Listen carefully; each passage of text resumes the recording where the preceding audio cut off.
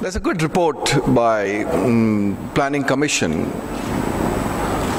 Srinath Reddy's report on universal health care. If you look at that report, it's quite comprehensive in a way that it talks about building infrastructure, it talks about affordable medicines, it talks about access, it talks about funding. So it's quite comprehensive in its own way in trying to provide medicines to everybody, healthcare to everybody. It's just not targeting a particular segment of the population.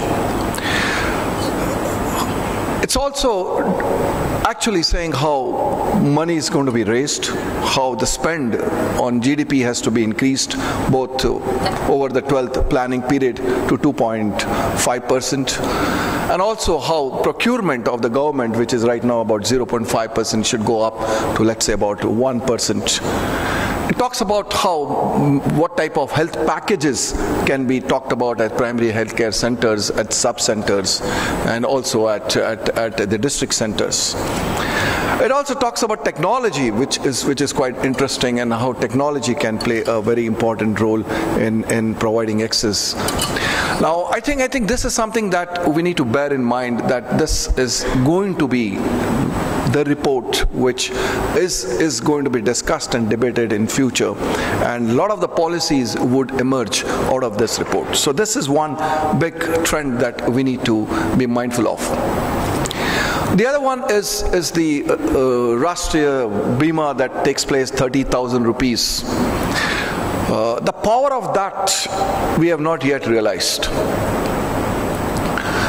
There are a whole lot of hospitals, small nursing homes I would call it, are emerging to cater to this requirement.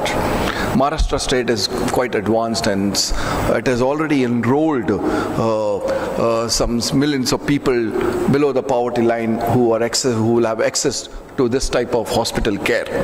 It has made a small beginning with 30,000 rupees as a safety net or a cover.